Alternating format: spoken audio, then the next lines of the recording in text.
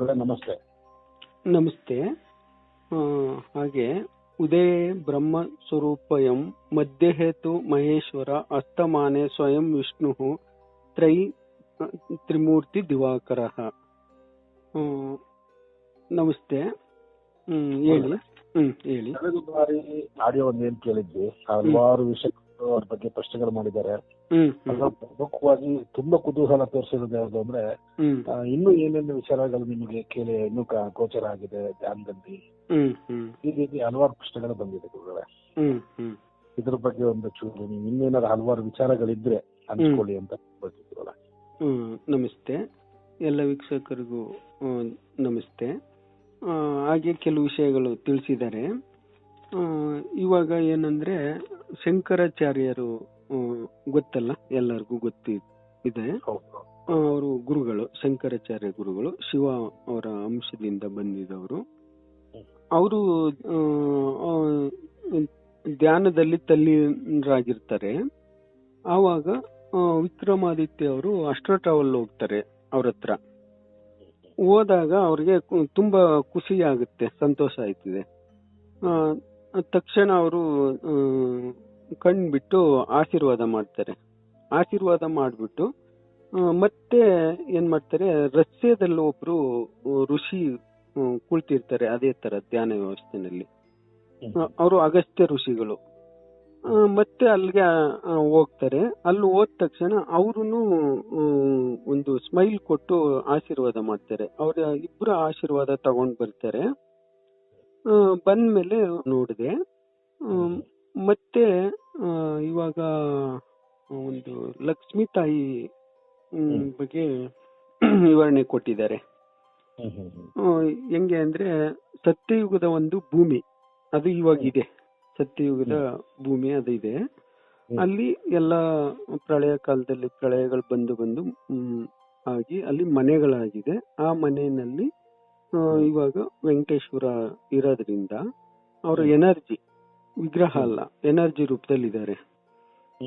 ಅಲ್ಲಿ ಲಕ್ಷ್ಮೀ ತಾಯಿ ಏನ್ ಮಾಡ್ತಾರೆ, ಈಗ ಪದ್ಮಾವತಿಯ ತಾಯಿಯಾಗಿ ಬರ್ತಾರಲ್ವಾ, ಅವರು ಫಿಸಿಕಲ್ ಬಾಡಿನಲ್ಲಿ ದೇಹ ತಗೊಂಡಿದ್ದಾರೆ. ಆ ದೇಹದಲ್ಲಿ ಒಂದು ಬ್ಲೂ ಸ್ಯಾರಿ, ನೀಲಿ ಕಲರ್ ಸ್ಯಾರಿ ಹುಟ್ಟಿರ್ತಾರೆ. ಅದಕ್ಕೆ ಬೆಳ್ಳಿ ಬಾರ್ಡ್ರು, ಬೆಳ್ಳಿ ಕಲರ್ ಬಾರ್ಡ್ರ್ ಇದೆಯಲ್ಲ, ಆ ಬಾರ್ಡ್ರ್ ಇರುತ್ತದೆ. ಅದನ್ನ ಉಟ್ಟು ಮತ್ತೆ ಅಲಂಕಾರ ಎಲ್ಲ ಮಾಮೂಲಿ ಮುತ್ತೈದೆ ಮಾಡ್ಕೋತಾರಲ್ಲ, ಅದೇ ತರ ಅಲಂಕಾರ ಮಾಡ್ಕೊಂಡು ಒಂದು ಆ ಸತ್ಯಯುಗದ ಮನೆ ಇದೆಯಲ್ಲ, ಆ ವಸ್ತಿಲ್ನ ಬಲ್ದ ಕಾಲಿಟ್ಟು ಬಲ್ದ ಪಾದ ಇಟ್ಟು ದಾಟ್ತಾರೆ ಒಳಗಡೆ. ದಾಟ್ಬಿಟ್ಟು ಅಲ್ಲಿ ಎನರ್ಜಿ ರೂಪದಲ್ಲಿರೋ ವೆಂಕಟೇಶ್ವರ ಅವ್ರಿಗೆ ನಮಸ್ಕಾರ ಮಾಡ್ತಾರೆ. ನಮಸ್ಕಾರ ಮಾಡಿ ಮತ್ತೆ ಅವ್ರು ಏನ್ ಮಾಡ್ತಾರೆ, ಅವರ ಭಕ್ತರ ಮನೆಗಳಿಗೆ ಸೂರ್ಯ ಉದಯ ಆದ್ಮೇಲೆ, ಬ್ರಹ್ಮಿ ಮುಹೂರ್ತದಲ್ಲಿ ನಡೆದ ಘಟನೆ ಇದು, ಮತ್ತೆ ಸೂರ್ಯ ಉದಯ ಆದ್ಮೇಲೆ ಅವರು ಭಕ್ತರ ಮನೆಗಳಿಗೆ ಪ್ರವೇಶ ಮಾಡ್ತಾರೆ. ಭಕ್ತರ ಅದನ್ನ ಧ್ಯಾನ ಮಾಡುವವ್ರಿಗೆ ಲಕ್ಷ್ಮೀ ತಾಯಿನ ಇವಾಗ ನೋಡ್ಬೋದು ಎಲ್ರು. ಇವಾಗ ತಾಯಿ ಬಂದಿದ್ದಾರೆ, ಈ ರೂಪದಲ್ಲಿದ್ದಾರೆ. ಅವರು ಧ್ಯಾನ ಮಾಡೋರು ಪ್ರತಿಯೊಬ್ಬರು ಸ್ಮರಣೆ ಮಾಡ್ಕೊಂಡು ಧ್ಯಾನ ಪರ್ಫೆಕ್ಟ್ ಆಗಿ ಮಾಡಿದ್ರೆ ಲಕ್ಷ್ಮೀ ತಾಯಿ ಬಂದಿರ್ತಕ್ಕಂಥದ್ದು ಗೊತ್ತಾಗುತ್ತೆ. ಅವ್ರ ಮನೆ ಪ್ರವೇಶ ಮಾಡ್ತಾರೆ. ಯಾಕೆಂದ್ರೆ ಕೃಷ್ಣ ಪರಮಾತ್ಮ ಸೈನ್ಯನೇ ಇವಾಗ ಕಲ್ಕಿ ಪರಮಾತ್ಮ ಸೈನ್ಯ ಆಗಿ ಇಲ್ಲಿ ಹುಟ್ಟಿದ್ದಾರೆ. ಅವ್ರ ಭಕ್ತರೆಲ್ಲ ಅವ್ರಿಗೆ ಚೆನ್ನಾಗ್ ಗೊತ್ತು, ಯಾರು ಶಿವ ಭಕ್ತರೇ ಆಗ್ಲಿ ವಿಷ್ಣು ಪರಮಾತ್ಮ ಭಕ್ತರೇ ಆಗಿ ಅವ್ರಿಗೆ ಗೊತ್ತಿರುತ್ತೆ. ಅವರು ಧ್ಯಾನನ ಕರೆಕ್ಟ್ ಆಗಿ ಮಾಡಿದ್ರೆ, ಪ್ರಾಕ್ಟೀಸ್ ಮಾಡಿದ್ರೆ ಖಂಡಿತ ಆ ತಾಯಿ ಬಂದಿರೋದು ಅವ್ರಿಗೆ ಮನವರಿಕೆ ಆಯ್ತದೆ. ಸರಿ. ಈಗ ನೀವು ಹೇಳಿದ್ರಿ ಭಕ್ತರ ಮನೆಗೆ ಬಂದಿದ್ದಾರೆ ಲಕ್ಷ್ಮೀ ತಾಯಿ ಅಂತ ಹೇಳಿ. ನೀವು ಬಂದಿರೋದು ಅದು ಅವರು ನೀವು ಹೇಳಿದ್ರಲ್ಲ, ಸೀರೆ ಉಟ್ಕೊಂಡು ಬಂದಿದ್ದಾರೆ, ಜರಿ ತರಕಾರಿ ಜರಿ ಸೀರೆ ಅಂತ, ಬೆಳ್ಳಿ ಜರಿ, ಅದೇ ರೀತಿಯಲ್ಲಿ ಬಂದಿದ್ದಾರೆ ಅಥವಾ ಬೇರೆ ಇನ್ಯಾವ್ದಾರ ರೂಪ ಇದೆಯಾ ಕಡೆ? ಇಲ್ಲ, ಅವರು ಮೊದ್ಲೆಲ್ಲ ಸ್ವಲ್ಪ ಉಜ್ಜಯಿನಿ ಇದೆಯಲ್ಲ ನೋಡಿ, ಅಲ್ಲಿಂದ ಲಂಬವಾಗಿ ಹೋಲ್ ಹಾಕಿದ್ರೆ ಇನ್ನೊಂದು ಭಾಗ ಇದೆಯಲ್ಲ, ಅಲ್ಲಿ ಇರೋದು ಅವರು. ಅಲ್ಲಿ ಇರೋದು ತಾಯಿ. ಅಲ್ಲಿ ಒಂದು ಸಾರಿ ಒಂದು ಪಿಂಕ್ ಕಲರ್ ಲಂಗ ಬ್ಲೌಸ್ ಅಂತ ಹೇಳ್ತೀವಲ್ಲ, ಪಿಂಕ್ ಕಲರ್ ಬ್ಲೌಸ್ ಹಾಕಿದ್ರು. ಲಂಗ ಗ್ರೀನ್ ಕಲರ್ ಇತ್ತು, ಗೋಲ್ಡ್ ಜರಿ ಚೆಕ್ಸ್ ಆಕೃತಿಯಾಗಿ ಆ ರೀತಿನಲ್ಲಿ ದರ್ಶನ ಕೊಟ್ಟಿದ್ರು. ಮೊದಲು ಹಳೆ ವಿಡಿಯೋದಲ್ಲಿ ಹೇಳಿದೀವಿ. ಆಮೇಲೆ ಒಂದೇ ಸ್ಯಾರಿನಲ್ಲಿದ್ರು, ಅದು ಅದನ್ನ ಹೇಳಿಲ್ಲ ನಾವು, ಅದು ಸ್ವಲ್ಪ ನಿಗೂಢತೆ ಇದೆ, ಅದರಿಂದ ಅದನ್ನ ತಗೊಂಡಿಲ್ಲ. ಆವಾಗ ತುಂಬಾ ಏನೇನು ದೇವತೆಗಳು ಬಂದ್ರು ಎಷ್ಟು ಕಷ್ಟ ಅನುಭವಿಸ್ತಾರೆ ಅನ್ನಕ್ಕೆ ಅದೊಂದು ಉದಾಹರಣೆ ಇದೆ. ಆದ್ರೆ ಇವಾಗ ಸದ್ಯಕ್ಕೆ ಹೇಳದ್ ಬೇಡಿ ಅದು. ಅದು ಇವಾಗ ಈ ರೂಪದಲ್ಲಿ ಎಂಟ್ರಿ ಕೊಟ್ಟಿದ್ದಾರೆ ತಾಯಿ. ಯಾಕೆ ಅಂದ್ರೆ ಇವಾಗ ಪ್ರಳಯ ಕಾಲಗಳು ಕಾಲ ಶುರು ಆಯ್ತಲ್ವಾ ಇವಾಗ, ಹಂಗಾಗಿ ಭಕ್ತರನ್ನ ಉಳಿಸ್ಕೊಳ್ಳೋಕೋಸ್ಕರ, ಅವ್ರಿಗೆ ಧೈರ್ಯ ತುಂಬೋದಕ್ಕೋಸ್ಕರ ತಾಯಿ ಎಂಟ್ರಿ ಕೊಟ್ಟಿದ್ದಾರೆ. ಇವಾಗ ಧ್ಯಾನ ಪರ್ಫೆಕ್ಟ್ ಆಗಿ ಪ್ರಾಕ್ಟೀಸ್ ಮಾಡಿರೋರಿಗೆ ತಾಯಿ ಬಂದಿರೋದು ಗೊತ್ತಾಗುತ್ತೆ. ಅಥವಾ ಪಾರ್ವತಿ ತಾಯಿ ರೂಪದಲ್ಲಿ, ಲಕ್ಷ್ಮೀ ತಾಯಿ ರೂಪದಲ್ಲಿ, ಸರಸ್ವತಿ ತಾಯಿ ರೂಪದಲ್ಲಿ ಕಾಣಿಸ್ಕೊತಾರೆ. 3 ದೇವತೆಗಳು ಇಲ್ಲೇ ಇದ್ದಾರೆ.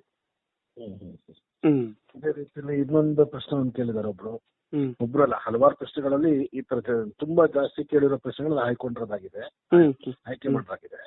ಅದ್ರಲ್ಲಿ ಇನ್ನೊಂದು ಕೇಳಿದ್ದಾರೆ, ಈಗ ನಾವು ಹಿಂದೆ ಯಾವ ಜನ್ಮದಲ್ಲಿದ್ವಿ, ಈಗ ನಾವು ಮುಂದೆ ನಾವ್ ಈಗ ಏನ್ ಮಾಡ್ಬೇಕು, ಮನುಷ್ಯ ಜನ್ಮದಲ್ಲಿ ಇದೀವಲ್ಲ ಈಗ, ಮುಂದೆ ನಾವ್ ಹೇಗಿರ್ಬೇಕು, ಏನ್ ಮಾಡ್ಬೇಕು ನಾವು ಅಂತ ಕೇಳಿದಾರೆ ಸಾಕಷ್ಟು ಜನ.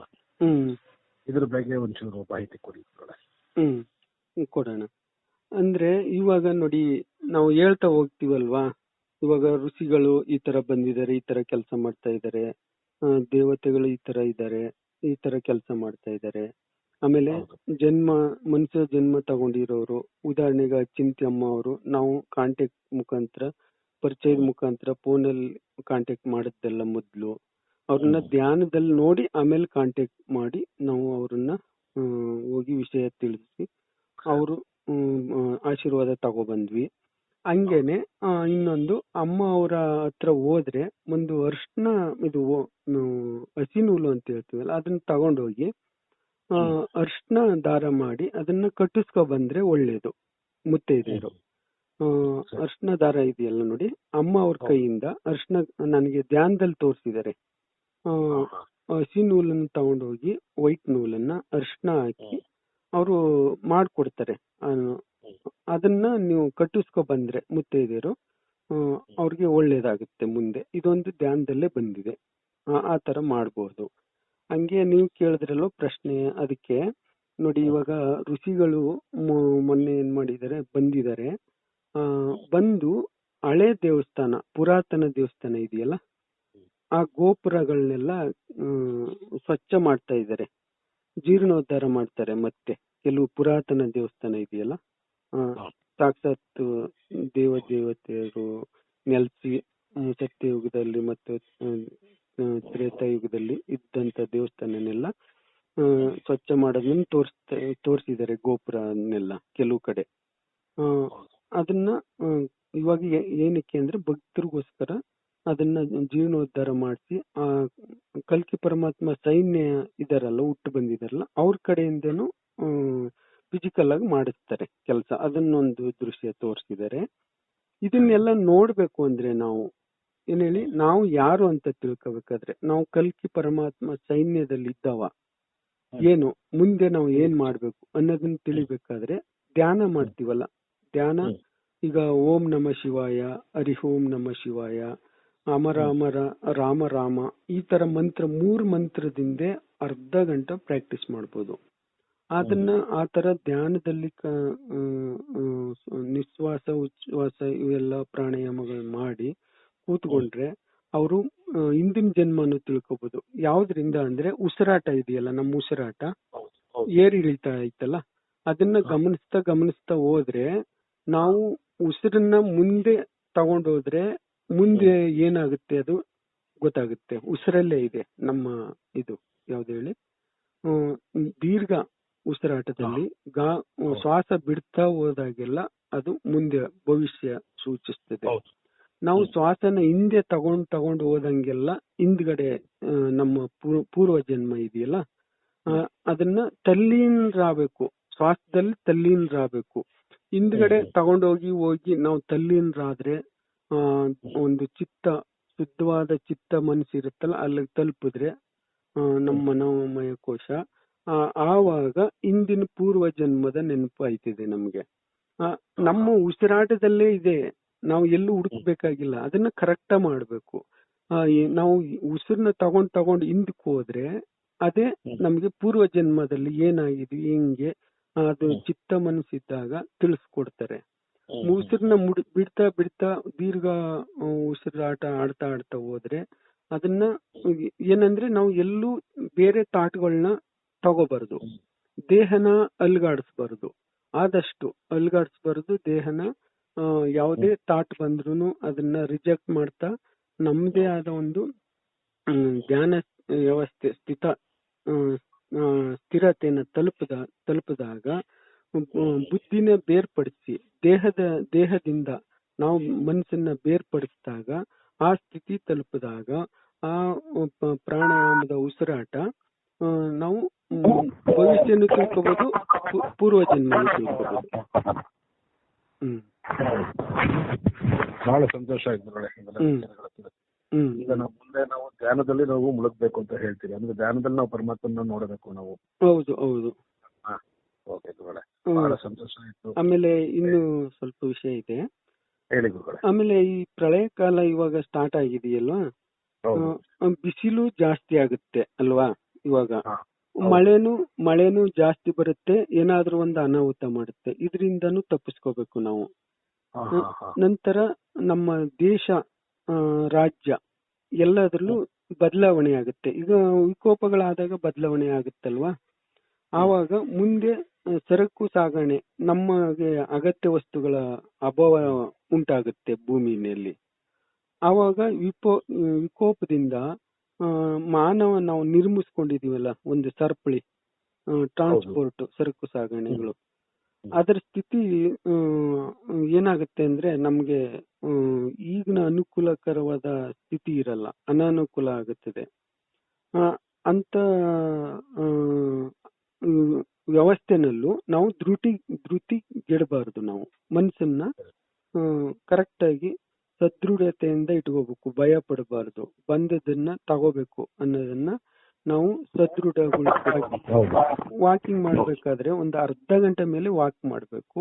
ಆವಾಗ ನಮ್ಮ ಬಾಡಿ ವಾಕಿಂಗ್ ಮಾಡ್ತಾ ಮಾಡ್ತಾ ಎನರ್ಜಿ ತಗೊಳ್ತಾ ರಬ್ಬರ್ ತರ ಒಂದು ಸದೃಢತೆ ಅನ್ನೋದು ಅದನ್ನೇ ಈ ರಬ್ಬರ್ ತರ ಕ್ರಿಯೇಟ್ ಆಯ್ತದೆ.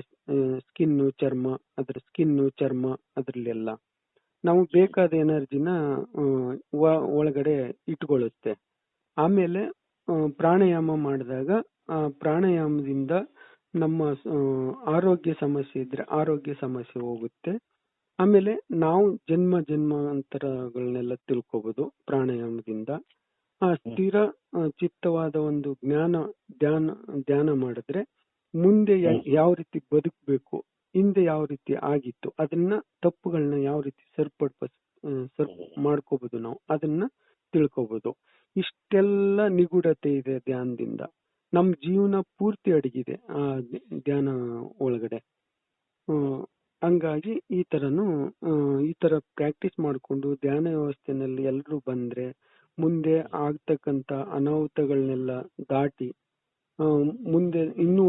ಮುಂದೆ ತೋರಿಸಿದ್ದಾರೆ ಯಾವ ರೀತಿ ಪ್ರಪಂಚ ಇರುತ್ತೆ ಅನ್ನೋದನ್ನ. ಕೋಮಲವಾದ ಪ್ರಪಂಚ ಯಾವ ರೀತಿ ನೋಡ್ಬೋದು ಪ್ರಳಯ ಎಲ್ಲ ಕಳೆದ ಮೇಲೆ, ಅದನ್ನು ಒಂದು ದೃಶ್ಯ ಮೊನ್ನೆ ತೋರಿಸಿದ್ದಾರೆ. ಯಾವ ರೀತಿ ಅಂದ್ರೆ ನಮ್ಮ ಭೂಮಿ ಮೇಲೆ ಋಷಿಗಳೆಲ್ಲ ಬಂದು ಪಂಚಭೂತಗಳಿಗೆಲ್ಲ ಶಾಂತಿ ಹೋಮ ಮಾಡ್ತಾರೆ. ಅದನ್ನ ಹಿಂದೆ ವಿಡಿಯೋದಲ್ಲಿ ಹೇಳಿದೀವಿ. ಆಮೇಲೆ ಶಾಂತಿ ಹೋಮ ಮಾಡಿದಾಗ ಕಲ್ಕಿ ಪರಮಾತ್ಮ ಅವ್ರನ್ನ ಬರ್ಮಾಡ್ತಾರೆ. ಹೋಮ ಇದರಲ್ಲಿ ಶ್ಲೋಕಗಳನ್ನೆಲ್ಲ ಹೇಳಿ ಋಷಿಗಳು ಅವ್ರನ್ನ ಏನು ಎಂಟ್ರಿ ಕೊಡ್ತಾರೆ ಒಳಗಡೆ. ಆವಾಗ ನಮ್ಮ ಎಲ್ಲ ಜನಗಳು ಧ್ಯಾನ ಮಾಡಿ ಶುದ್ಧವಾದ ಮನಸ್ಸನ್ನ ಪರಿಪಕ್ವ ಮಾಡ್ಕೊಂಡು ತಲುಪ್ತೀವಲ್ವಾ, ಆ ಸ್ಥಿತಿನಲ್ಲಿ ಆ ಸ್ವಾಮಿನ ನೋಡ್ಬೋದು. ಎಲ್ರು ಸಂತೋಷದಿಂದ ಸ್ವಾಮಿ ದೇಹದಿಂದ ಸುಗಂಧ ಪುಷ್ಪ ಪರಿಮಳ ಬರ್ತಾನೆ ಇರ್ತದೆ ಯಾವಾಗ್ಲೂ. ಅದರ ಒಂದು ಪರಿಮಳ ಇದೆಯಲ್ಲ. ಆಮೇಲೆ ವಾತಾವರಣ ನೋಡಿದ್ರೆ ಆ ಸ್ವಾಮಿ ದೇಹದಿಂದ ಹೋಗಂತ ಪರಿಮಳದಿಂದ ಪಚ್ಚ ಹಸಿರು, ಎಲ್ಲೆಲ್ಲೂ ತಂಪಾದ ವಾತಾವರಣ, ನೀರು. ಕ್ಷಿಪ್ರಾ ನದಿ ನಮ್ಮ ಕರ್ನಾಟಕ ಬರುತ್ತೆ. ಕ್ಷಿಪ್ರಾ ನದಿ ಇದೆಯಲ್ಲ ಉಜ್ಜಯಿನಿನಲ್ಲಿ, ಆ ನದಿನೂ ಕೂಡ ಬರುತ್ತೆ.